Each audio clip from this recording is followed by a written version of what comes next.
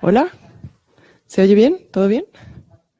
Hola, pues buenas tardes a todas y gracias por acompañarnos en la sesión inaugural del seminario sobre arte, ciencia y tecnología que empieza hoy y que organizamos, así la promoción, ya, desde el Departamento de Artes y Humanidades de la UAM Lerma, entre Claudia Mosqueda, que no la ven pero nos acompaña aquí al fondo, Mónica Benítez, Hugo Solís, que nos está siguiendo en línea, y bueno, aquí su servidora. Quiero dar la bienvenida a María Antonia González Valerio, que ha tenido la gentileza de aceptar nuestra invitación y a quien, bueno, presentaré en un momento. Te estamos todos muy agradecidas, María Antonia, por acompañarnos hoy. Lo estoy leyendo, pero es sincero. El objetivo general del seminario es fomentar la vinculación entre investigadores iberoamericanos que comparten trayectorias, afinidades e intereses sobre las prácticas artísticas y culturales relacionadas con la ciencia y la tecnología. Durante este primer año del seminario nos interesa, bueno, especialmente mostrar las diversas perspectivas que alimentan los estudios de arte, ciencia y tecnología, discutiendo tanto su presente en términos de definiciones e indefiniciones del campo, cuanto las posibilidades que presenta su desarrollo a futuro. A platicarnos de estas cuestiones, bueno, hemos invitado ya a María Antonia, que es doctora en filosofía por la UNAM, con estudios postdoctorales en el área de estética. María Antonia tiene una larga trayectoria que voy a intentar resumir brevemente. Trabaja como profesora de tiempo completo en la Facultad de Filosofía y Letras de la UNAM y en los posgrados en Filosofía, Filosofía de la Ciencia, Historia del Arte y Artes y Diseño. Sus investigaciones se centran en el bioarte y la biotecnología, desde la ontología estética y el cruce contemporáneo entre las artes, las ciencias y las humanidades. Es directora del Grupo de Investigación y Creación Arte más Ciencia desde 2011, decías, que reúne artistas, humanistas y científicos para trabajar interdisciplinariamente, produciendo docencia a nivel de posgrado, investigación teórica y creación artística. Dirige también el proyecto de investigación Complejidad y Filosofía Natural en el cruce de arte y ciencia, adscrito a la Facultad de Filosofía y Letras de la UNAM. Es miembro de varios grupos de investigación nacionales e internacionales y ha publicado más de 50 artículos en revistas, además de ser autora de 3 libros: Cabe los límites, escrito sobre filosofía natural desde la ontología estética, un tratado de ficción y el arte de velado. Ha coordinado varios volúmenes colectivos, los más recientes son Sin origen, sin semilla y Prosbion, reflexiones naturales sobre arte, ciencia y filosofía. También Verdad ficcional no es un oxímoron, sobre las relaciones peligrosas entre filosofía y literatura. Gadamer y las humanidades 1. Ontología, lenguaje y estética. Además ha traducido a Nietzsche y a Gadamer del alemán al español y al filósofo canadiense Jean Condin del francés al español. Ha sido curadora de varias exposiciones como Sin origen, sin semilla, del que hablábamos antes en relación al volumen colectivo. Fue una primera exposición de arte transgénico y biotecnológico en México. Bioartefactos, desgranar lentamente un maíz, que trabajó el tema del maíz transgénico y criollo. Y Estados alterados de conciencia, de Enrique Rosas, que versó sobre el cruce de tecnología, ciencia y arte. Ha sido distinguida por la UNAM en varias ocasiones de su trayectoria académica y es miembro de la Cátedra de Hermenéutica Crítica, de la Asociación Mexicana de Estética, de la Asociación Internacional de Estéticas y del Sistema Nacional de Investigadores del CONACYT. Hoy María Antonia viene a presentar y discutir un fragmento de su libro Cabe los límites, escrito sobre filosofía natural desde la ontología estética. Así que para completar la presentación, bueno, un poco excesiva, quizá, voy a leer la síntesis del libro publicado por Herder y la UNAM en 2016. ¿Qué es la naturaleza? Resulta una pregunta ineludible para la filosofía, pues en su respuesta se juega lo que somos y nuestro lugar en el mundo. El último gran momento en que la filosofía la trató fue durante el siglo XIX, cuando había aún filosofías naturales y el romanticismo intentaba ganar un regreso a la naturaleza en medio de las transformaciones provocadas por la revolución industrial. No obstante, terminó por volcarse sobre todo a ser filosofía del lenguaje, de la historia y de la cultura. Parecería que durante el siglo XX dicha cuestión estuvo dominada por las ciencias. ¿Por qué este abandono del terreno de lo natural, particularmente en el siglo que vio nacer la biotecnología, la descripción y la manipulación del ADN, los organismos genéticamente modificados, la agroindustria y los cambios a escala planetaria con afectaciones todavía inmensurables? Es imprescindible e impostergable volver a pensar la naturaleza desde la filosofía, pero no según el modelo de las ciencias, pues no se trata de explicar el fenómeno desde lo medible y lo cuantificable, no se trata pues de explicar la materia desde lo material, sino desde el concepto. ¿Cómo producir los conceptos adecuados para pensar el mundo que enfrentamos hoy? ¿Cómo filosofar lo natural sin perder la especificidad de las humanidades y sin someterse al dominio tecnocientífico, pero tampoco sin pretender saber más y mejor que las ciencias en el terreno de la explicación material? ¿Cómo fundar un ámbito propio para la filosofía en el que tras la ubicuidad de la tecnociencia podamos volver a preguntar por lo natural? Este libro abre ese camino desde una reflexión profundamente asentada en la ontología estética, la cual busca en las manifestaciones sensibles el modo de interrogar por lo natural, que busca hacerlo entonces desde el arte y el lenguaje, desde la experiencia, desde lo concreto e inmanente, desde lo humano, la planta, lo animal y lo maquínico. La síntesis termina diciendo que en este libro se presenta un camino desde donde es posible pensar y me ha gustado mucho esta frase, así que no creo que haya mejor modo de dar inicio al seminario que con esta invitación a pensar. Y bueno, con ello doy por terminada la presentación y le cedo la palabra a María Antonia para que trace un poco el camino de estas reflexiones hoy. Gracias. Me dicen si se oye, ¿sí? Ok. Muchas gracias, Paz, por tan generosa presentación. También gracias a Claudia y a Mónica por la invitación para participar en el seminario, abrir el Seminario de Arte, Ciencia y Tecnología. Mi más sincera felicitación por la iniciativa del Seminario de Arte, Ciencia y Tecnología en UAM Lerma. Desde el Grupo de Arte más Ciencia les deseamos mucho éxito. Esperemos que sea larga su trayectoria y que encontremos muchos momentos y muchos caminos en los cuales cruzar nuestros distintos esfuerzos. Me voy a ceñir a los 20, 30 minutos que me dijeron que tenía para hablar, para contarles sobre el problema de la animalidad pensada desde el proyecto de filosofía natural. Mi charla estaba, para no variar, un poquito filosófica, entonces si algo no va quedando claro en algún momento, yo con gusto me detengo y intentaré aclararlo. Esta pregunta sobre lo animal se inscribe en el proyecto general de filosofía natural que estoy tratando de desarrollar desde hace unos años. El proyecto de filosofía natural es un intento es que es difícil entonces tratar de decirlo sintéticamente, es un intento de construir una ontología en el sentido fuerte de la palabra ontología, que está tratando de pensar desde lo natural las categorías ontológicas que serían pertinentes en los albores del siglo XXI. Esto es un proyecto que busca hacer distintos cruces y distintos acercamientos sobre lo natural y sobre el concepto de lo natural para a partir de ahí poder emprender una serie de preguntas y cuestionamientos que permitan pensar una ontología que es heredera de las ontologías del 20, pero que pretende hacer un giro inmanente, material o un giro natural. En ese sentido es, por un lado, deudora de los esfuerzos del siglo XIX y antes, del siglo XVIII, de las filosofías naturales que están inscritas dentro de un sistema metafísico. Le hace, por ejemplo, la filosofía natural de Schelling o hasta cierto punto la de Hegel, o los problemas que abre al respecto Kant en la crítica del juicio, principios del XX como Nicolai Hartmann, pero después del siglo XX, del lado de lo que se conoce como filosofía continental, estuvo sobre todo orientado hacia la pregunta por el lenguaje.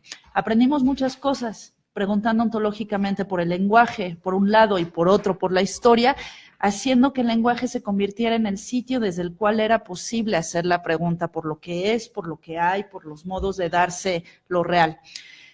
Sin embargo, desde finales del siglo XX y principios del XXI, parecería cada vez más que la filosofía intenta dar un giro material, la filosofía continental, que es el ámbito en el que yo trabajo, intentara dar un giro material, comillas, natural, inmanente, para tratar de pensar la ontología desde otro lugar al del lenguaje y al de la historia. Aquí a mí me gustaría decir que el proyecto que yo intento desarrollar de filosofía natural, que parte de allí, no es que recule de las ontologías del lenguaje, de las hermenéuticas y de las ontologías históricas del 20, sino que parte de esa perspectiva para desde allí tratar de hacer una pregunta por lo inmanente y tratar de construir las categorías ontológicas que nos permitan pensar qué es lo que hay. Dicho esto, como marco general acerca del proyecto de filosofía natural, la siguiente cosa que tendría yo que aclarar y que creo que será pertinente para poder hablar de la animalidad es que lo que no pretende un tipo de ontología generada con esta intención es construir categorías que expliquen a los entes específicos, sino construir categorías ontológicas. Y digo que esto me viene bien decirlo de entrada para poder pensar la animalidad, aunque luego se entienda por qué, pero quisiera insistir en el punto que me parece filosóficamente complicado y no sencillo ni de sostener ni de resolver en ningún sentido, para decir que hay una aproximación en la pregunta ontológica que no se está pensando desde el concepto en tanto que concepto, sino que está tratando de voltear a ver la inmanencia, una inmanencia que en cada caso está elegida, acotada, parcelada y vista desde una específica perspectiva.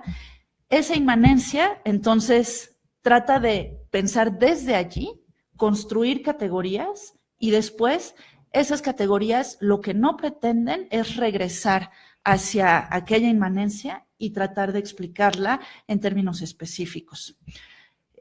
Esto para la filosofía natural termina siendo importante porque veremos el cruce que tiene con las ciencias naturales y cuál es el tipo de pregunta filosófica que se puede hacer allí. En algún sentido podríamos decir que está relacionado, por ejemplo, con las ontologías estéticas y el modo en el que se preguntaron por el arte como paradigma ontológico en el siglo XX. Aquellas preguntas y categorías esbozadas para pensar el modo de ser de la obra de arte, por ejemplo, las heideggerianas de conflicto entre mundo y tierra o cualquiera de estas parecidas, lo que no hacen es después explicar las obras concretas y singulares. O sea, yo no me imagino tratar de hacer teoría del arte o crítica del arte usando las categorías filosóficas con las que Heidegger piensa el origen de la obra de arte. Claro, después podríamos preguntar en términos más generales cuál es el sentido entonces de las categorías ontológicas al partir de una determinada inmanencia si no pretenden regresar a ella y entonces tratarla de explicar en ciertos términos. Pero digamos que la función de estas categorías ontológicas, al menos como las concibo en este sentido, no es producir explicaciones sobre el funcionamiento del modo de ser de una determinada región del ente. Bueno, ese es el proyecto general. Y sobre ese, lo que yo quiero hacer acá es lanzar la pregunta por la animalidad en términos de la filosofía natural. Porque la pregunta por lo animal aparece cada vez más en los discursos filosóficos. Y a mí me llama la atención preguntarnos por qué, o sea, en qué sentido aparece lo animal en los discursos filosóficos. Por un lado está esta especie de giro que trato de mencionar, que va desde del lenguaje hacia lo natural, y claro, habría que discutir qué se entiende por naturaleza, por vida, por organismo, por animal, etcétera, cuando la filosofía lo empieza a pensar desde finales de los 70 hasta ahora.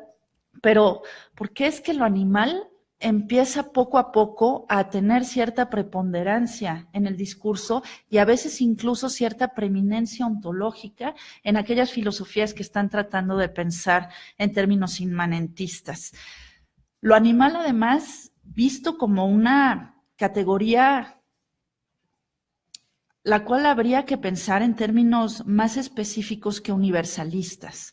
Esto es, me parece que cuando la categoría aparece en muchos de los discursos filosóficos contemporáneos, está pensada en términos generales, que es difícil decir que esté mencionando alguna región específica o algo concreto que nos permita pensar algo en relación con la animalidad. Ahora trataré de explicar eso un poco más. Pero eso me parece que sucede, por un lado, la aparición de la animalidad o de lo animal en el discurso filosófico ontológico, y por otro lado, una circunstancia concreta de vida que es, por lo menos para quienes habitamos grandes urbes como la Ciudad de México, a lo que nos enfrentamos en la experiencia cotidiana es a la desaparición de lo animal, a decir, no hay animales en la ciudad. Claro, sí los hay, pero no esta idea de animalidad que está tratando de pensar la filosofía, o bueno, no sé cuál es la idea de animalidad que está tratando de pensar la filosofía, pero no esta idea de lo animal en tanto que animal. Los animales en las ciudades están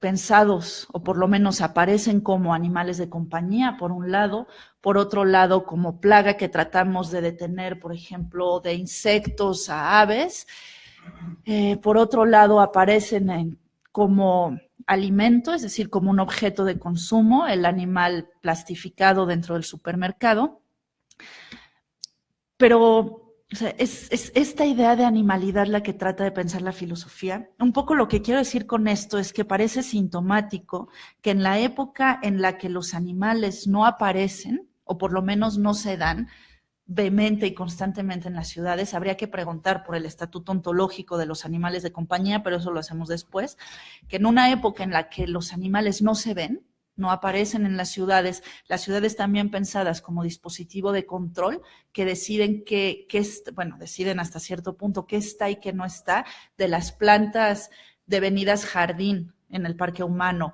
a los animales confinados, a ciertos modos de ser en los que se les permite. Claro, también están los animales de laboratorio, pensados como artefacto epistémico. Pero bueno, en esta época donde los animales no estarían ahí delante en un trato cotidiano con nosotras, a excepción de estos que les decía, es en ese momento cuando la filosofía insiste en pensar la animalidad y pensarla además de una manera particular. Es decir, pensarla como un dispositivo ontológico. ¿Pero en qué sentido puede ser pensada la animalidad como un dispositivo ontológico? Habría que preguntar, por ejemplo, en qué momento y bajo qué circunstancias emerge en el discurso y en tanto que qué. Y luego, claro, habría que preguntar qué entendemos por dispositivo ontológico. Esto es, me importa señalar que cuando la filosofía se pregunta por lo animal, no lo está haciendo desde la biología. Bueno, eso parecería decirlo de manera clara, pero a veces no es tan claro este horizonte. No lo está haciendo desde la biología. Lo que quiero decir es que no está entendiendo lo animal como un organismo vivo que se pueda definir y explicar desde las ciencias de la vida, sino que se está preguntando por lo animal como dispositivo ontológico. Claro, yo no estoy diciendo todavía que es dispositivo ontológico, solamente estoy marcando que no es la misma pregunta. Porque, y acá me servirá haber dicho previamente lo del lenguaje y lo de la historia, habría que pensar que lo animal es un constructo, pensado filosóficamente. Es decir, es algo que a lo largo de la historia ha venido acaeciendo de cierta manera dentro del discurso, y entendamos discurso en sentido amplio, y que entonces es una conformación que constantemente se está transformando, que está viniendo a ser y llegando a ser dependiendo de los dispositivos desde los cuales es pensado en cada caso, y que no nos enfrentamos con una determinada entidad viviente, la cual es necesario explicar a partir de sus propiedades, elementos, funciones, código genético y demás, sino estamos tratando de preguntar por eso conceptual, metafórico, histórico, discursivo, que se ha construido a lo largo de la historia y que hoy aparece como una pregunta importante para la filosofía como dispositivo ontológico cuando trata de hacer una filosofía natural o cuando trata de hacer un giro inmanentista. Dicho esto, entonces me parece más o menos claro que la pregunta no es por la animalidad biológica o viviente, sino que habría que preguntar por aquellas circunstancias o condiciones de emergencia que permiten la construcción de lo animal, en tanto que eso que nos interesa pensar. Si hago esta especie de aclaración, o no sé si de aclaración, esta especie de atención de entrada, es porque a veces parecería que cuando la filosofía se hace esta pregunta, a lo que está tratando de hacer es responder cómo funciona, o más bien, cómo es un animal en tanto entidad viva. Y entonces el discurso biológico, cuando voltea a ver el discurso filosófico, es como si dijera, pero ¿de qué están hablando? O sea, ¿de qué están hablando si tenemos una definición de animal y tenemos además clasificaciones y tenemos unas taxonomías específicas, ni son tan específicas, pero bueno, tenemos taxonomías pretendidamente específicas que ya nos permiten distinguir líneas filogenéticas y evolutivamente podemos explicar y a partir de la genética podemos hasta cierto punto tratar de explicar X o Y en relación con el animal y cuando la filosofía se hace esa pregunta no pasa por allí. Es cierto que en la mayor parte de los discursos no pasa por allí. Y si no pasa por allí es porque está tratando de pensarlo como dispositivo ontológico. Luego, los dispositivos ontológicos, así vistos, no se harían tomando los saberes de las ciencias y a partir de allí tratando de construir el dispositivo ontológico. No quiero decir con eso tampoco que pasen de largo, tratando de mantener aquella antigua querella entre ciencias naturales y ciencias del espíritu o en ese hasta cierto punto olvido del discurso científico por parte de muchas de las filosofías continentales en el 20. No, sino más bien decir que aquello que es capaz de producir la ciencia en cuanto a saber acerca del organismo vivo, del animal, etcétera, le da que pensar a la filosofía, pero lo que la filosofía no hace es reelaborar eso en términos ontológicos o trascendentales y entonces hacer una categoría de lo animal como dispositivo ontológico. Está pensado desde otro lugar. Por ejemplo, desde el arte, pero eso tendría yo que decirlo un poco más adelante. Según yo, cuando medio se entienda qué quiere decir dispositivo ontológico en este sentido.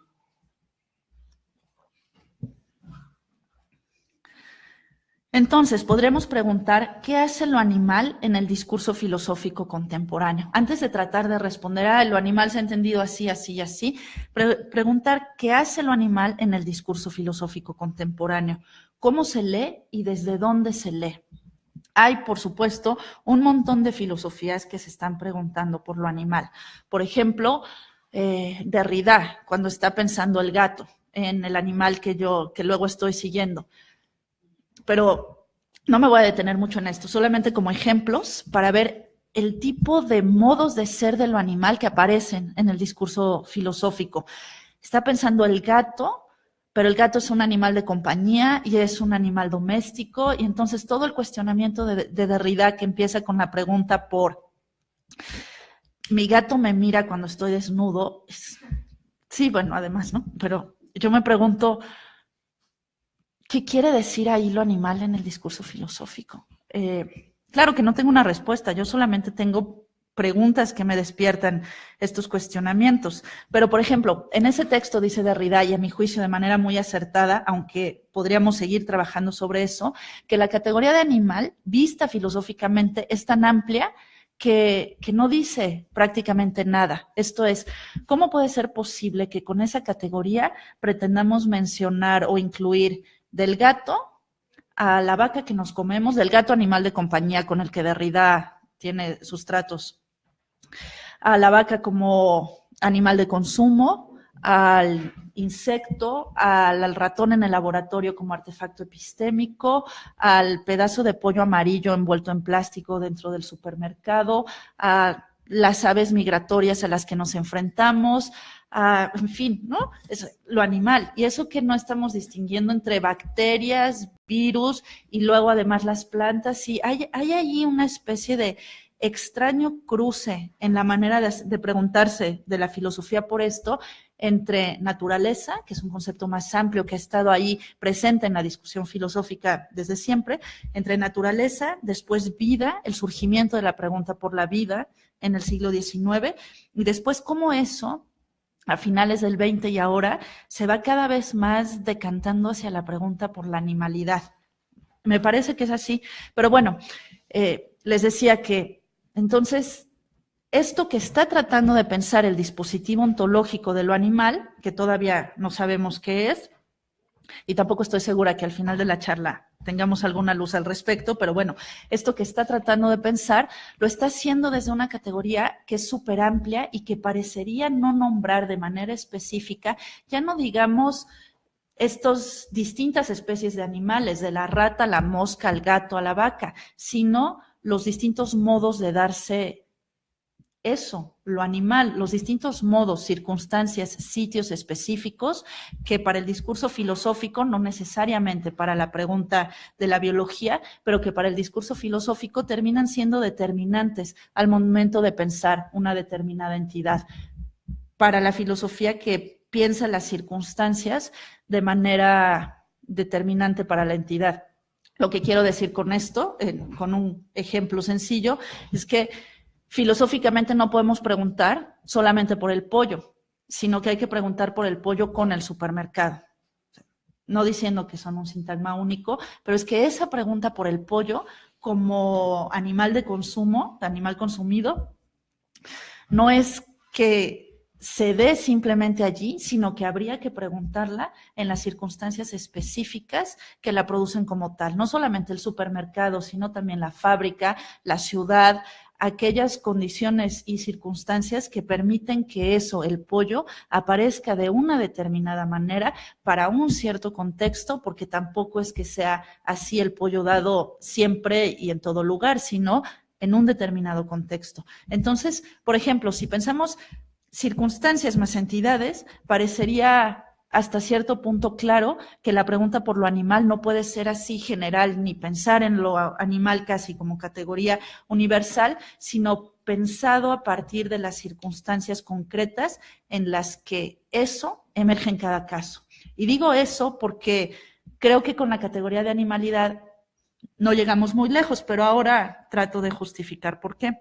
Entonces les decía que hay un montón de filosofías que se están preguntando por la animalidad. Otro ejemplo clásico ya en esto es Deleuze y Guattari en Mil Mesetas, cuando hablan del devenir animal. No voy a hacer un recorrido porque ni tiempo me da, ni el tiempo ni el conocimiento para decir en las últimas 4 décadas cuántos y cómo se han preguntado, pero está la idea del devenir animal que está pensado, por ejemplo, a veces desde la literatura, Moby Dick, como el ejemplo de devenir animal, a veces desde el psicoanálisis, cuando habla modos de animalidades edípicas. Otro, por supuesto, que es el que yo trabajo en el libro, en el texto que ustedes leyeron, es la pregunta de Agamben, de pensar esa cisura original entre lo humano y lo animal. Pero bueno, habría muchas, la de Michel Serres, Roberto Espósito, el mismo Sloterdijk, Donna Haraway. Es como si de repente hubiera que estar preguntando por lo animal, lo animal, lo animal, lo animal, o la vida, o lo natural, o en fin, ahí me parece que hay unos cruces y trazos distintos en los niveles de la pregunta que habría que atender, o sea, de la naturaleza, la vida, lo animal, que no necesariamente son lo mismo y que en algunos pensadores podemos ir viendo las diferencias, pero, por ejemplo, podríamos preguntar sobre esta aparición por todas partes de la pregunta por lo animal, preguntar por ello independientemente del discurso bioético, que es el que también, por otro lado, parecería estar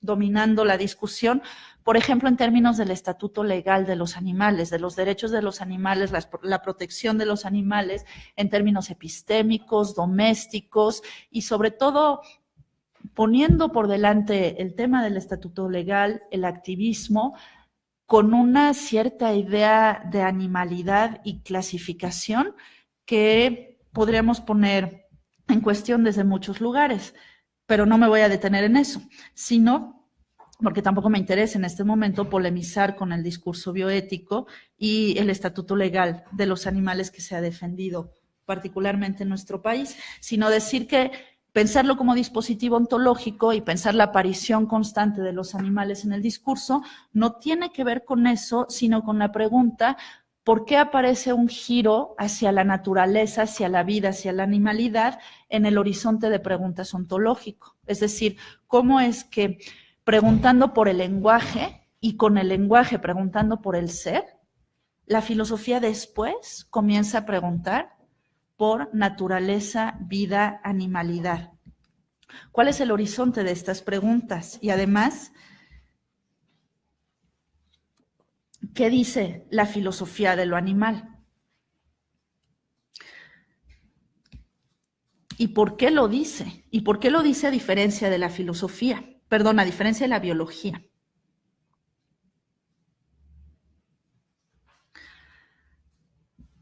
Y quisiera aquí detenerme en, a diferencia de la biología, y entonces decir algunas cosas de por qué es relevante la pregunta de la ciencia para la filosofía cuando trata de pensarlo como un dispositivo ontológico, o por qué no es relevante, o qué es lo que ha pasado en el cruce entre filosofía y biología para poder hacer esta pregunta.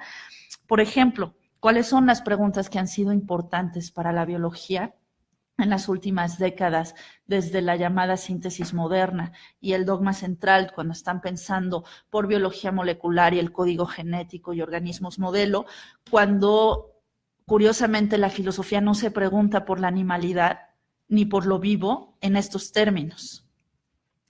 Pero hacer esa digresión para discutir la relación entre biología y filosofía en el orden de preguntas no es que se salga del tema que nos incumbe ahora, pero sí del tiempo que podemos usar ahora. Solamente lo menciono para tener en cuenta que tendríamos, a mi juicio, que detenernos en los modos biológicos de preguntar por lo vivo y luego por lo animal, si es incluso que lo animal es una pregunta así específica para la biología, que a mí me parece que no lo es. O sea, con esta especificidad que tienen la filosofía, que a mí me parece que en realidad está relacionada con la pregunta por la máquina antropogénica, porque termina siendo una pregunta por subjetivaciones, y que en ese sentido lo animal aparece como una categoría distinta del sujeto, por lo menos del sujeto entendido modernamente, y desde allí la filosofía puede elaborar un discurso, pero un discurso ontológico que está pensado por subjetivaciones y que es un discurso que no necesariamente está pensando lo vivo a partir de sus características biológicas, inmanentes, específicas de surgimiento en circunstancias determinadas, ni tampoco está discutiendo con los paradigmas teóricos de la biología. Si no está haciendo ninguna de estas cosas, entonces, ¿cómo se está preguntando por lo animal? Es decir, ¿cómo construye ese dispositivo ontológico? Bueno, la otra cosa que quería decir, porque ya no voy a hablar de eso, de la biología y la ciencia, es que cuando se preguntan por lo animal, no están haciendo una pregunta sobre el animal, sino desde el animal. Y me parece importante hacer esta diferencia para pensar un dispositivo ontológico, porque la intención no es decir cómo es lo animal, ni cómo se da, ni mucho menos explicarlo. Como se entienda la categoría de explicación, o sea, dar cuenta de eso en términos epistémicos, demostrables o no sé qué, sino que trata de pensar desde lo animal. En este sentido, un poco que decía al principio, de filosofías inmanentistas que tratan de pensar desde una determinada región del ente y a partir de ahí elaborar las categorías ontológicas. Pero, ¿qué quiere decir pensar desde el animal? Por ejemplo, y porque según yo se entiende en el paralelismo, cuando la filosofía en el 20 se pregunta desde el arte y desde el lenguaje por las condiciones de posibilidad de lo que hay o por los modos de haber, utiliza ciertos modos de darse el lenguaje y ciertos modos de darse el arte y escoge determinadas regiones para desde allí poder hacer la pregunta. Claro, Visto retrospectivamente, podríamos hacer una especie de genealogía de cuáles entes específicos eligió el discurso filosófico para poder construir las categorías. Dígase de los zapatos de Van Gogh a la tragedia griega, a las pinturas de Bacon. Y en ese sentido, ¿cuáles son los animales que recientemente escoge el discurso filosófico para poder pensar desde allí?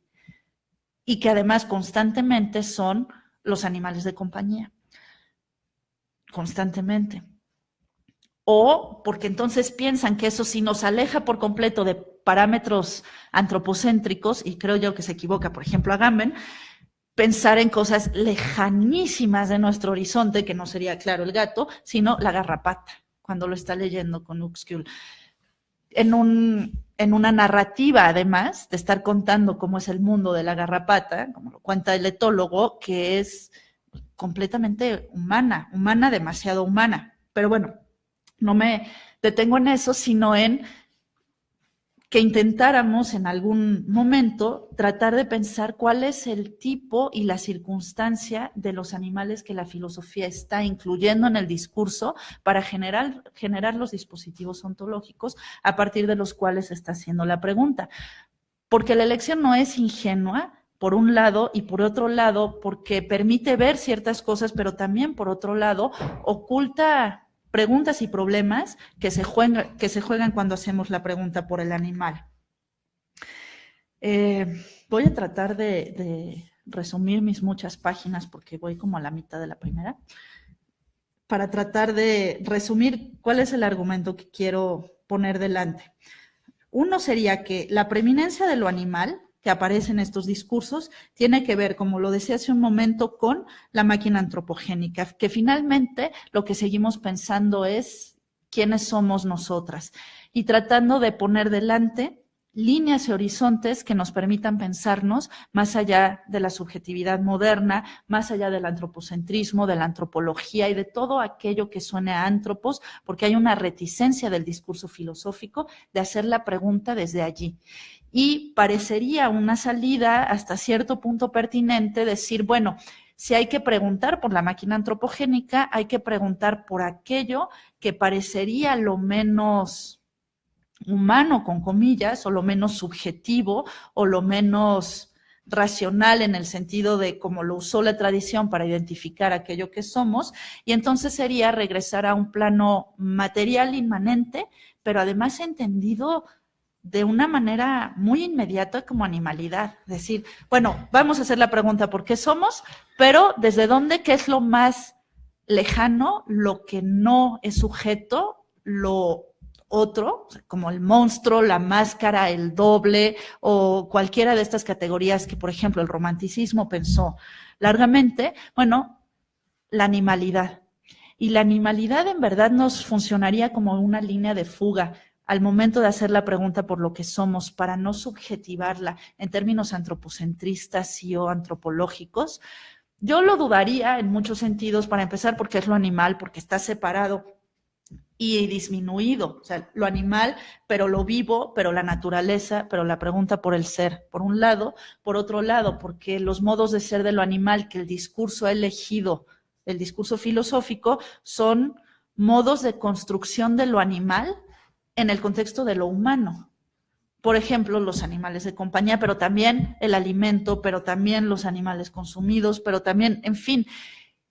Y sería, por otro lado, difícil decir cómo pensar lo animal al margen de las circunstancias de construcción de lo humano para enfrentarnos a eso animal, así tan animal, tan natural, que en verdad nos permita pensar un parámetro diferente, extrahumano, transhumano, posthumano, cualquiera de estas categorías, para entonces volver a hacer la pregunta por eso que hay. Creo yo que más que centrarnos en la pregunta por lo animal, habría que preguntar por las circunstancias, no solo de lo animal, porque también esta pregunta parece a veces obviar que lo animal nunca se da por sí mismo, o sea, que lo animal se da con la tierra, con la planta, con el agua, con el sitio, ambiente específico en el que crece y se desarrolla, con el trato con las demás especies, con otros modos de darse lo que es. Es como si hubiera un desplazamiento de la pregunta por lo que es a la pregunta por lo vivo, la pregunta por lo animal. Entonces, ¿cómo poder hacer esta, ¿cómo decirlo?, disminución de la perspectiva en la pregunta para que entonces lo animal termine teniendo esta relevancia ontológica?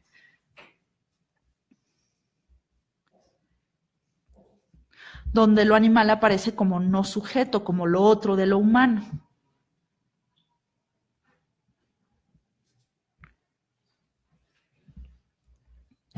Entonces, si lo animal como dispositivo ontológico es un modo de hacer la pregunta por la totalidad de lo real, una pregunta por los modos de construcción de lo real, los dispositivos de construcción de lo real, por los modos de habitar, modos de haber, y en este dispositivo ontológico, lo que quizá estemos viendo es que estamos jugando sobre preguntas, sobre subjetivaciones. Lo que habría que ver es que es un dispositivo, lo animal, la pregunta por lo animal es un dispositivo ontológico que está tratando quizá de pensar distintos modos de habitar a partir de distintos modos de darse la materialidad, o en este caso de darse lo vivo.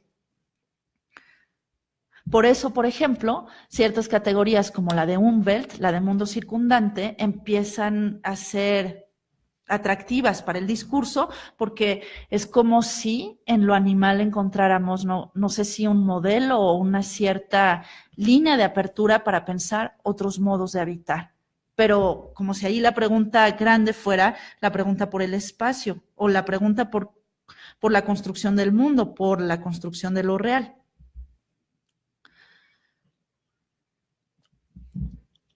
Y hay muchos ejemplos de esto, pero no me quiero detener en eso, sino que puede quedar hasta cierto punto claro el giro si pensamos, por ejemplo, cuando Heidegger decía, poéticamente hace el hombre de, bueno, Heidegger siguiendo a Hölderlin, poéticamente hace el hombre de esta tierra su morada, como la poesía en tanto lenguaje tenía ese poder ontológico como dispositivo ontológico de construcción de lo real y de permitirnos pensar modos de habitar lo real. Si esa pregunta empieza a trasladarse en términos biológicos, orgánicos, vivos, no sé, para decir, si pensamos el modo de habitar el mundo de la garrapata, entonces ahí podremos abrir otras líneas de modos de habitar lo real. No sé. Lo que sí creo como cuestionamiento a este tipo de aproximaciones es que habría que pensar la categoría de manera más amplia y más específica, simultáneamente. Más amplia porque no creo que sea la pregunta por lo animal, sino ni siquiera la pregunta por la vida, sino la pregunta por lo natural. Porque también es muy difícil decir que por lo que hay que preguntar ontológicamente no es por la piedra, sino por la araña en la piedra. Yo no acabo de entender por qué, o sea, por qué ese sería el horizonte desde el cual haríamos las preguntas ontológicas. Entonces, es más amplio, no, y por otro lado, no es un universal. Habría que tratar de entenderlo a partir de construcciones específicas. Y ahí, por ejemplo, el acercamiento de Deleuze y Guattari en 1000 mesetas, a mí me parece, por un lado afortunado, por otro no, pero voy a decir por qué sí afortunado, porque lo que hace ver es que lo que construye singularidad es la aproximación del arte. Entonces, ¿dónde encontramos la construcción de lo animal en términos singulares, específicos y discientes en el modo que tiene de aparecer en el arte? Y lo animal ha sido una pregunta para el arte que ha estado constante desde que aquello que modernamente denominamos arte aparece por todas partes. No podríamos, por un lado, preguntar a las producciones artísticas cómo se configura el discurso en relación con lo animal, desde la literatura hasta las artes visuales, y por otro lado, tratar de preguntar cuáles son los ejes teóricos principales con los cuales la biología está tratando de pensar los paradigmas de lo vivo, por ejemplo, el cambio que va de la genética a la epigenética, por mencionar solamente un tema entre muchos. Y a partir de allí, entonces, tratar de pensar por circunstancias, por límites en cada caso y no por modos de dárselo ente de esta manera específica. Por circunstancias o límites, con el ejemplo anterior del pollo del supermercado, a mí me parece que la pregunta no es por el pollo ni por cómo comemos el pollo, o si comemos pollo o no, si está bien o mal comer pollo, si legalmente cómo lo delimitamos o no. En términos de dispositivo ontológico, habría que preguntar por las circunstancias que producen eso en tanto que X o Y. Y entonces decir que no se trata de buscar en los principios de organización de la materia los principios de organización de lo humano, de lo real, de lo subjetivo. Tampoco se trata de decir, por otro lado, que lo humano sea autónomo, que lo podemos explicar en términos trascendentales, sino que hay que situar la pregunta en otro lugar. Hay que construirla, pero hay que construirla en cada caso.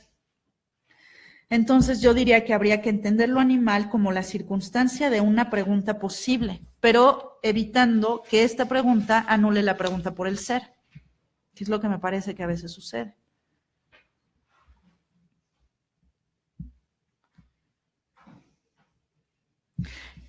Y si la pregunta por lo animal no anula ni evita la pregunta por el ser, podríamos regresar a preguntar qué es lo que hay en cada caso y cómo es que algo llega a ser lo que es.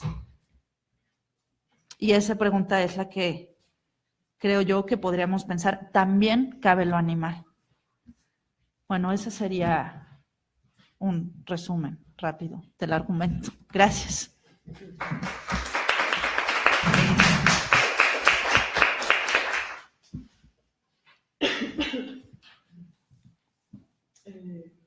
Bueno, pues se abre el turno de preguntas, comentarios y demás. La única condición es usar el micro pues, para la calidad del registro de audio y para la emisión. Pues, ¿quién quiere comenzar?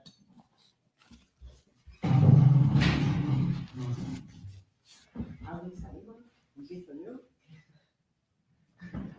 ¿Quieres que lo diga? Sí, no, nada más que me gusta mucho pensar en la singularidad. Es aburridísimo, pero... Sí. No, me gusta mucho esta parte de la singularidad lesiana. Decías que ahí sí habría unas condiciones para pensar la pregunta de manera afortunada. ¿Por qué desafortunada? ¿Por qué desafortunada? Yo que quería dejar todo el argumento bien planteado, ¿verdad?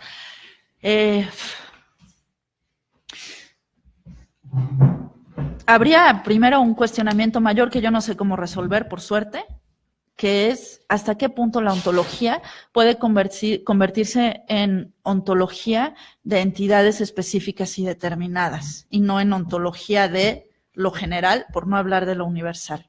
Es decir, si la pregunta ontológica puede dirigirse hacia un ente determinado de manera específica.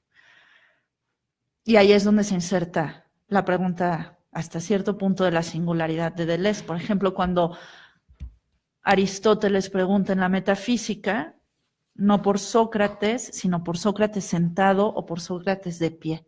¿Qué hace la ontología con lo determinado?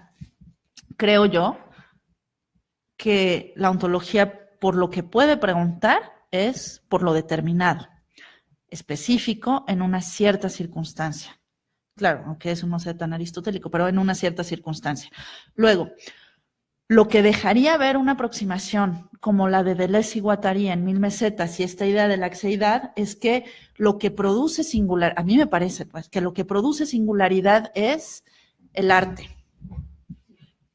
Porque justo lo que tiene el arte es esta capacidad de construir de manera específica y además diciente, en lo que Riquet, por ejemplo, decía, un universal poético. Pero ya decíamos que la pregunta central de la filosofía en el 20 había sido por el lenguaje, por la historia y por tanto también por el arte. Y creo que cuando están tratando de hacer el giro y están tratando de pensar lo natural, no salen de la mirada de la estética o desde lo que podríamos pensar como ontología estética. Cuando piensan planta, es el devenir planta de Albertín, de En busca del tiempo perdido. Cuando piensan devenir animal, claro, entre otras plantas, ¿no? Cuando piensan devenir animal, es el devenir ballena, de Moby Dick. Esto es, no están pensando con la materia, es ahí donde yo creo que es desafortunado. No lo están pensando con las manos metidas en la materia y tratar de decir desde allí, desde lo animal, así, claro, no desde lo animal de compañía, del gato que acurrucas, esa es una, pero hay muchísimas más, de decir, ¿y cómo lo pienso desde allí? ¿Cuál es la especificidad de esto? Que claro, es una pregunta para la filosofía, pero también para el arte. Claro, bueno, no sé, para el arte, para la literatura, sí, por supuesto, con esta vieja pregunta de Platón, ¿no? ¿Qué tiene que saber el poeta? Que sea señor.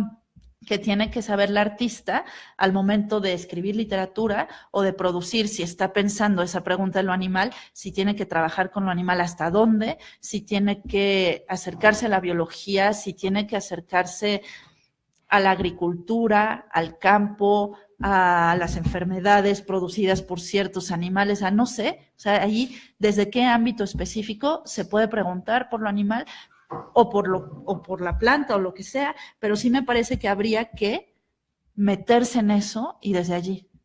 O sea, que no basta decir el devenir planta de Albertín. Es, dime qué planta, cómo funciona esa planta y qué nos dice la materia.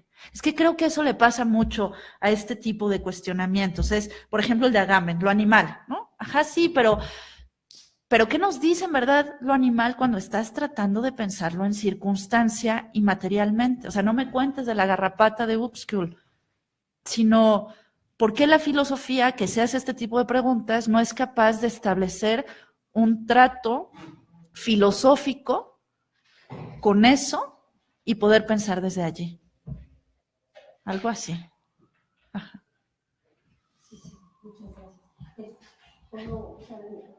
Y luego, ¿qué haría la filosofía con eso? Pues no, tampoco sé, ¿no? Porque pero no sería lo mismo. Ajá, entonces ¿tú crees que esta idea del pensamiento deleuziano y de Guattari, bueno, de Deleuze y de Guattari, sobre la singularidad como lo uno, lo múltiple, serían categorías entonces que no terminan desde este planteamiento que haces de explicar esta idea de la animalidad en términos de no dejar claras las funciones o las funciones de las categorías de la inmanencia deleuziana? Yo no creo que lo animal se pueda explicar filosóficamente. Yo creo que se puede pensar desde lo animal, así como lo animal no se puede explicar desde el arte, sino que se puede pensar desde el arte y que se pueden construir otros marcos y otros parámetros para pensar con y desde lo animal, o yo diría, cabe lo animal, más allá del deleuziano, que sería una propuesta de filosofía experimental y manual, que eso es lo que estoy tratando de adelantar con una filosofía natural, o sea, que no se hace solamente en el concepto, desde el concepto, porque, por ejemplo, cuando el tema era el lenguaje y el tema era la existencia, la filosofía está trabajando con eso de manera directa y experimental, está escribiendo y está probando otros modos de escritura. Está quien filosofa existiendo, por supuesto, y cuestionándose constantemente, aunque sea en el modo de Roquetín, pero cuestionándose constantemente acerca de qué es esto existir y cómo se produce el lenguaje. Pero si hace el giro hacia lo natural, según yo, tendría que también cruzar por allí, ¿no? Y ver entonces qué pasa. Gracias. A mí me da mucha curiosidad con todo lo que acabas de decir, ¿por qué de cierta manera sobrepones lo animal por sobre la vida? ¿En qué momento ocurre eso? Es algo que no me queda del todo claro en la reflexión que estás teniendo y lo estoy pensando y por lo que tengo curiosidad sobre esto, es en el sentido cómo tú podrías pensar que esta reflexión que estás teniendo, que en algún sentido podría parecer como que no tiene una dirección precisa, sino que es muy abundante, es muy dispersa, pero por otro lado me lleva a pensar que también puede tener un aterrizaje muy pragmático si empezamos a pensar en cómo ahora podemos asumir que la vida ha ascendido de nivel de complejidad y podemos pensar a las ciudades como entes vivos. Y como si pensamos a las ciudades como entes vivos, es justo por lo que me da curiosidad si podemos en algún momento aterrizar toda esta parte de lo que reflexiones en cuanto a que si las ciudades pueden en algún momento llegarse a entender como animales o como criaturas o como entidades que tienen propiedades que lejos de lo que pudiera yo estar pensando que serían argumentos desde la filosofía, también alcanzo a entender que hay argumentos bastante sólidos desde la misma ciencia que podrían llevar a cambiar ciertos paradigmas de lo que es la vida o lo que es lo animal, y ahora ya sosteniéndolos desde una nueva, pues no sé si cosmovisión o algo que ya nos dijera, lo animal ya no está en lo orgánico, sino está en algo bastante más allá de lo orgánico y, como había dicho, en otro nivel de complejidad. Gracias por la pregunta, Juan. Lo que yo creo es que ha habido transformación en el tipo de pregunta que se ha ido haciendo la filosofía. No es lo mismo, y que en esa transformación no solamente cambia el marco de lo que se pregunta, sino también el modo en el que va entendiendo las entidades. No es lo mismo hacer la pregunta por la naturaleza, por ejemplo, por la physis, dicho en la filosofía griega, que hacer una pregunta específica por la vida. Es otra pregunta y es otro horizonte, como surge en el siglo XIX. Y entonces tratar de explicar la vida en términos científicos según el paradigma de la ciencia moderna. A preguntar por lo animal, que creo yo es otra pregunta, que tiene otro marco, tiene otro horizonte y funciona desde otras entidades. Entonces, lo que creo que tendríamos que atender es qué pasa en estas transformaciones en cada caso, a qué responden y qué es lo que están efectuando. Por un lado. Por otro lado, me parece que esta centralidad que empieza a tener lo animal en el discurso es hasta cierto punto peligrosa, porque lo que obnubila son los otros modos de darse lo que es, que no tienen la atención ontológica de entrada y después la atención en el cuidado de, porque no están puestas delante con la centralidad que tiene lo animal. Y ahora me refiero a lo que decías de las ciudades. Diciendo esto, lo que quiero señalar es que no tendríamos por qué pensar moralmente, en una filosofía moral, que atendiera primariamente lo animal y también ese animal que somos nosotras mismas, sino que atendiera lo que es y que procurara lo que es. Ahí es donde yo me desencajo un poco con estos discursos, porque es, bueno, y lo otro, o sea, y la pregunta por la roca, y la pregunta por la montaña, y, o sea, ¿en qué momento esa pregunta filosófica mayor de cómo es que lo que es llega a ser, termina en la pregunta por lo animal, ¿no? Y entonces en que el cuidado, en términos de procurar, y la preocupación, vaya hacia lo animal. Así funciona en muchos de los discursos filosóficos contemporáneos, pero luego en la relación que tú haces entre la ciudad y si se puede entender la ciudad como un animal, como una especie de organismo, ahí me parecería que lo que vemos es cómo empieza a funcionar esta metáfora de manera preponderante y que entonces tendríamos que tener cuidado, porque para pensar la ciudad como algo complejo, que se transforma, ¿por qué necesitaríamos una metáfora orgánica? No lo sé, ¿eh? O sea, si no, tendríamos que pensar el modo de ser, y no diría de la ciudad como un general, sino de una ciudad específica como esta, a partir de qué categorías podríamos pensarla, porque cuáles son las preguntas que nos estamos haciendo en cada caso. O sea, más que hacer marcos generales, yo lo llevaría a ¿qué es lo que estamos preguntando en cada caso? ¿Desde dónde lo podemos preguntar? Y entonces sí, preguntar por lo animal, pero en el contexto de esta ciudad. Pero no lo animal, sino un determinado modo específico de lo animal, porque si no lo que vamos a terminar haciendo son discursos generales en relación con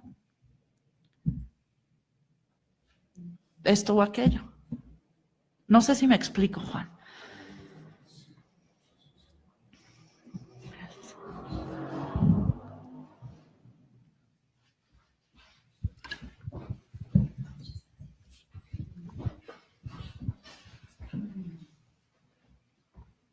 Bueno, a mí me ha llamado la atención, digo, claro, o sea, hablo desde la ignorancia, ¿no?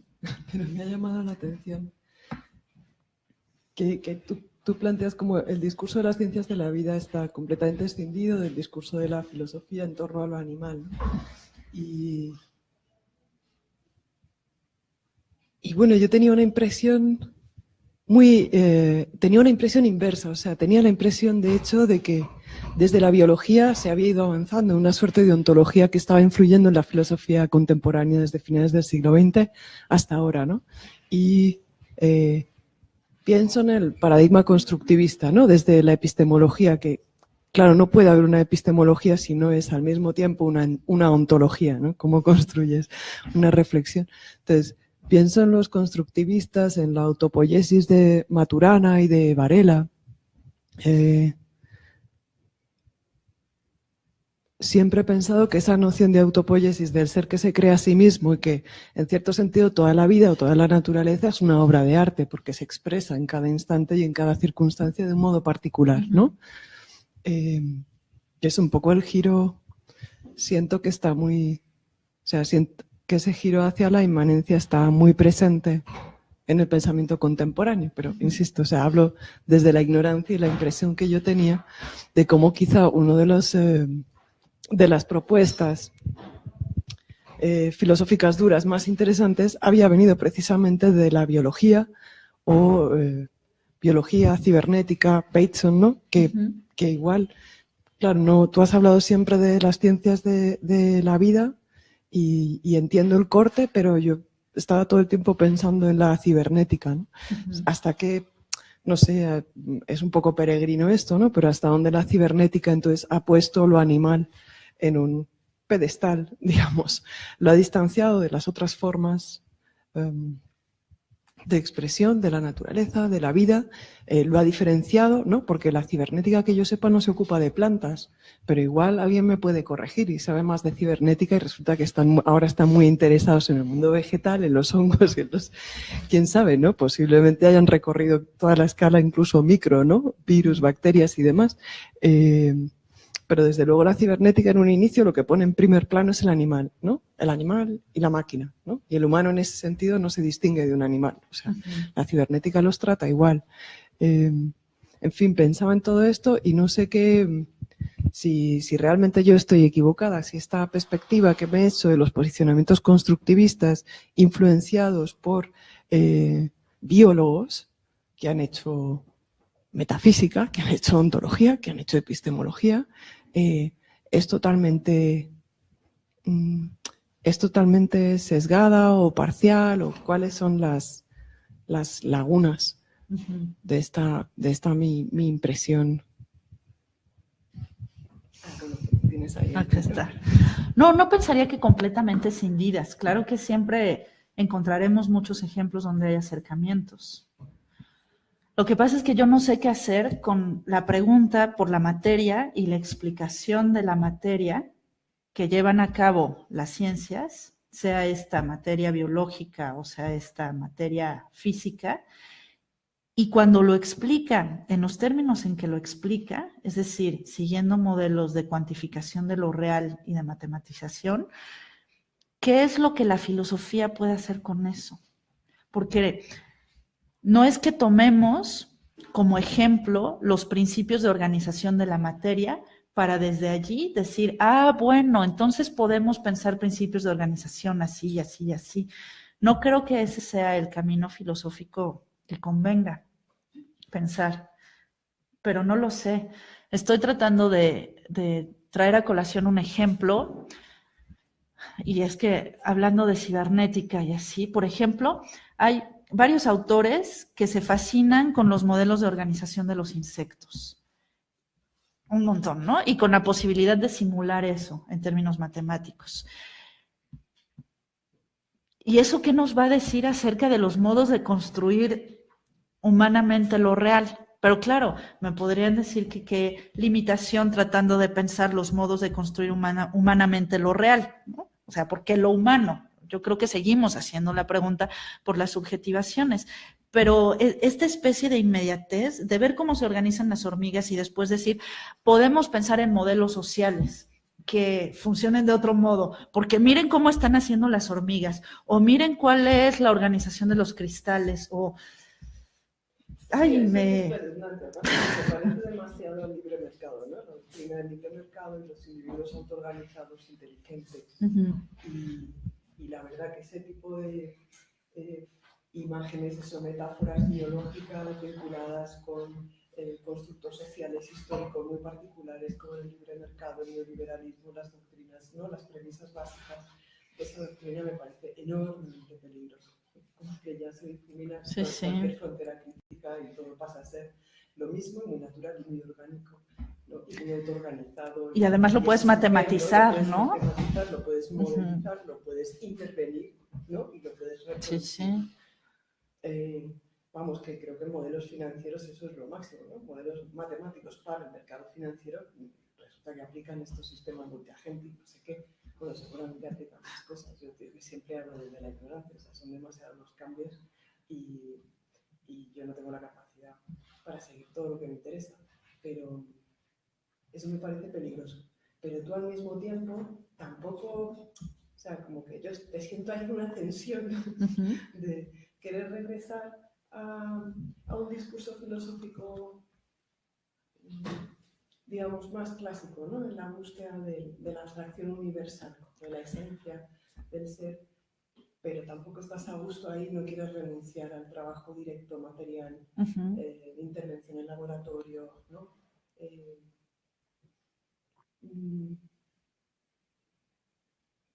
No sabría bien cómo plantear esto. O sea, me pregunto, claro, no sé mucho de Maturana y de Varela, no sé hasta dónde ellos han continuado con la práctica científica, ni cómo han podido, en fin, o sea, cómo poder resolver esa tensión, ¿no? Porque por otro lado tú sí respondes también a estas filosofías del lenguaje, entonces tenemos un límite histórico, la verdad tiene un límite histórico, sí es uno de los resultados de esa filosofía del 20, entonces si la verdad tiene un límite histórico, parece que tú te quieres salir de ese límite histórico, ¿no? Porque los sistemas autorregulados, los modelos, las metáforas biologicistas están muy presentes y forman parte de ese a priori histórico de Foucault, ¿no? En el discurso del acción como un a priori histórico, o sea, en qué términos y cómo pensamos y planteamos la vida en lo que somos en un momento y en un lugar dado. No sé, me resulta difícil resolver eso, aunque entiendo la necesidad de romper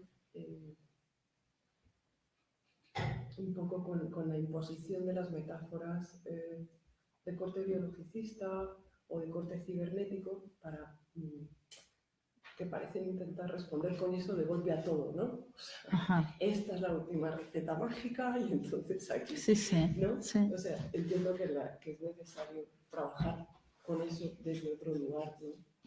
Y abrir la discusión y la reflexión más allá de esas fronteras, pero ¿cómo hacerlo? O sea, ¿qué otro tipo? ¿Ciencia ficción? Vamos a Donna Haraway y entonces... Perdón, la manera. No, yo tampoco sé. Bueno, por un lado no quiero regresarme a un planteamiento clásico universalista de la filosofía, de hacer la pregunta por el ser, ¿sí? ¿Quién sabe cómo? Todo lo contrario, sino hacerlo en términos específicos, ocasionales, circunstanciales. Pero lo que estoy tratando de pensar es, habría que repensar las preguntas que nos estamos haciendo. ¿Qué es lo que estamos preguntando? ¿Qué es lo que estamos investigando? Cuando hacemos preguntas filosóficas de corte ontológico. ¿Desde dónde? O sea, ¿desde qué circunstancia? Delimitarla, porque no es lo animal o lo vivo o la vida, sino desde qué determinada circunstancia, qué es lo que estamos pensando, y luego decir, si esa circunstancia hoy la estamos tratando de pensar material inmanentemente, cómo trabajar con la materialidad y la inmanencia de manera circunstancial específica. Y también circunstancializando ahí el discurso de la ciencia, en vez de universalizarlo, sino a ver, para este tipo de pregunta que hacemos, de cómo llega a ser lo que es de algo determinado, esa pregunta, ¿cómo podemos cruzarla materialmente con un discurso científico también específico? ¿Qué es lo que hace ese discurso científico con esa determinada materialidad? ¿Qué es lo que hace el discurso artístico con eso? O sea, tratar de hacer preguntas mucho más concretas y al mismo tiempo tratando de establecer un camino para pensar y acercarnos a la materia que no sea ninguno de estos de los que hemos visto en las últimas décadas. Y ahí yo no sé si los híbridos que se construyen ahora en el cruce de arte, ciencia y humanidades nos permitan vislumbrar media cosa, como de por dónde, porque tampoco se trata de explicar. O sea, la pregunta que estamos haciendo no es una pregunta por explicar, sino por pensarlo, o sea, permitir que aquello diga. Y ya acabo, es solo una, porque es algo que me inquieta mucho últimamente, ¿no? La cuestión de la poética. Ajá. Dices ontología estética, ¿no? Está todo lleno de cosas. Pero, bueno, yo últimamente estoy intentando abandonar la estética y pensar desde la poética, lo cual no me está resultando muy fácil. No sé si la poética podría plantear algún tipo de respuesta para esa aproximación que tú planteas, porque la poética incluye el hacer, ¿no? Digamos, la estética sigue siendo un posicionamiento externo, ¿no? Pero la poética implica una práctica. Ajá. Pero no sé cómo estás pensando poética, me pierdo un poquito. La poética en términos artísticos, la poética en un sentido muy, muy banal y muy literal, ¿no? Ajá. La poética de Aristóteles, cómo se hace una tragedia y por desgracia la comedia pues se perdió y así nos va. Pero ¿no? La poética en ese sentido muy pragmático de cómo hacer, de cómo se hace una obra, de cómo se hace un experimento, ¿no? Porque ahí la poética es compartida, digamos, por las ciencias y por el arte y por las artes, ¿no? Entonces, no es quizá esa reflexión que tú intentas proponer, que tiene que ver también con mancharse las manos, ¿no? No tendría que también situarse ahí, trabajar desde una poética y no solo desde una estética. Sí, coincido contigo, son modos de hacer y modos de hacernos cargo y modos de dejarnos decir.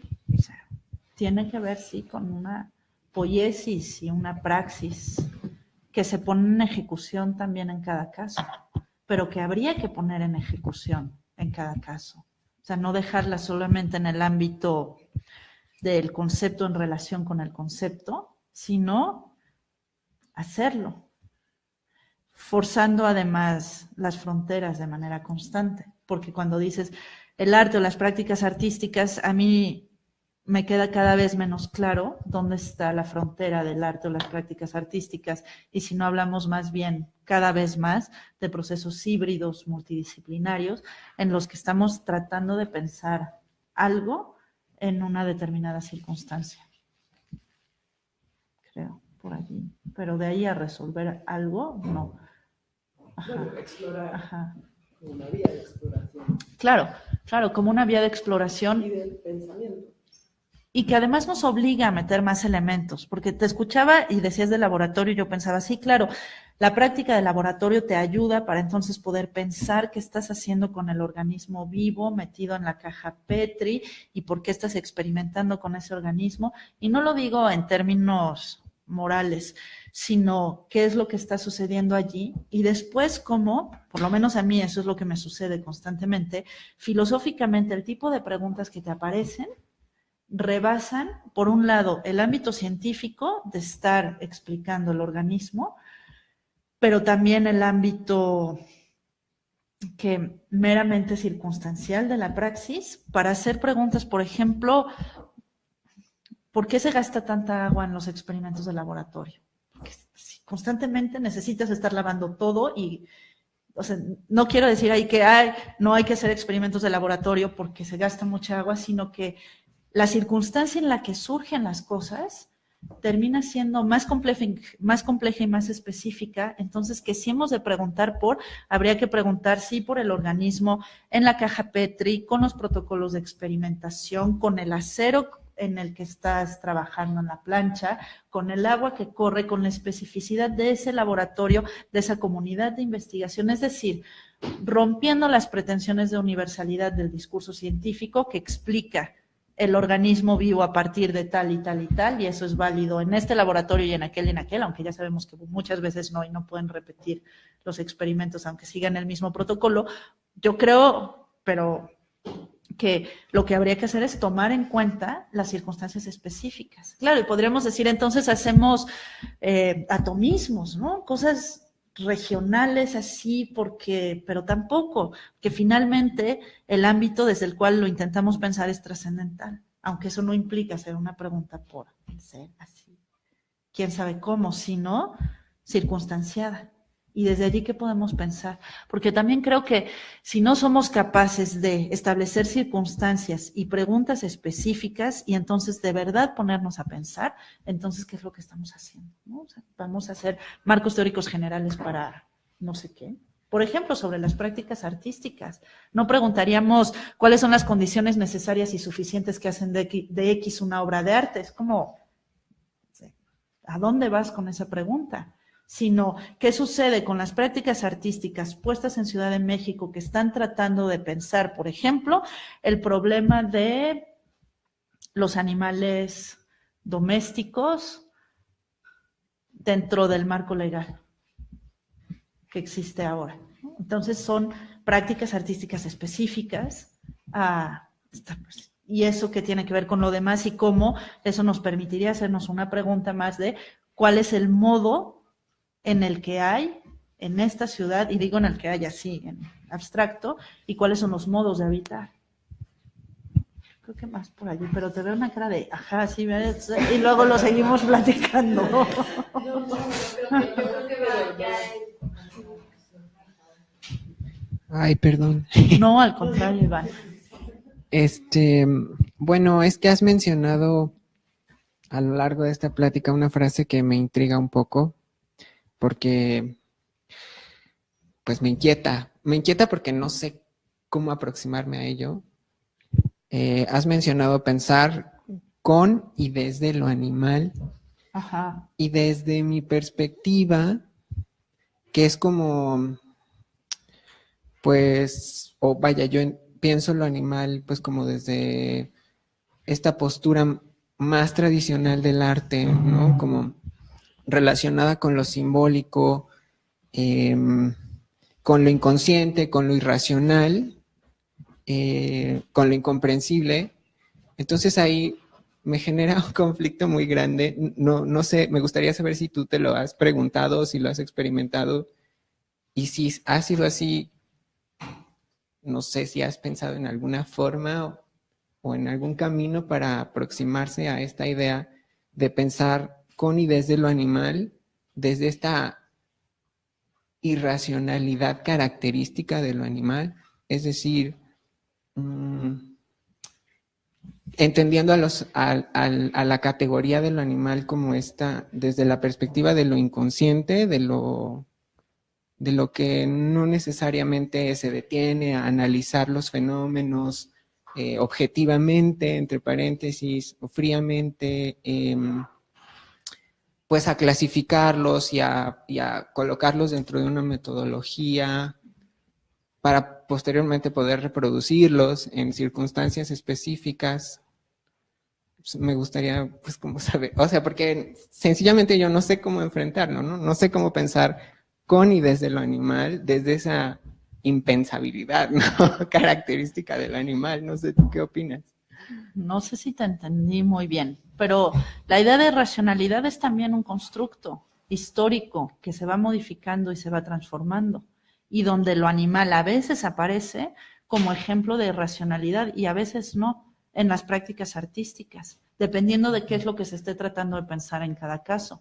A veces aparecen como modelo moral de lo bueno y a veces aparecen como modelo de la crueldad y la destrucción. Y, en fin, lo que quiero decir con esto es que son construcciones específicas que se van haciendo en cada caso. O sea, que para el arte no ha aparecido lo animal en este sentido o en este otro, sino que bastaría tomar cualquier periodo de la historia y cualquier sistema de las artes particulares para investigar los distintos modos ahí de dárselo animal, y es sorprendente las muchas lecturas que se han hecho a lo largo de la historia. A lo que voy es que lo animal es un referente que constantemente estamos construyendo, desde prácticas y también desde discursos. No es esa unidad natural dada de suyo, de, ay, el conejo es un animal, sino algo que hemos estado construyendo constantemente, con lo que también nos relacionamos y que nos hace sentido desde allí, y que lo que estamos haciendo ahora con los discursos filosóficos, con una preponderancia en la pregunta por lo animal, es también construirlo en un cierto sentido, en un sentido metafísico incluso, y en un sentido humano, demasiado humano, peligrosamente humano, ¿no? Esa centralidad en lo animal. Y la pregunta por la planta se les va, ¿no? Pero ¿habrá alguna forma de lidiar con todos estos, como con todas estas acepciones a partir de toda esta diversidad de frentes? O sea, como con tanta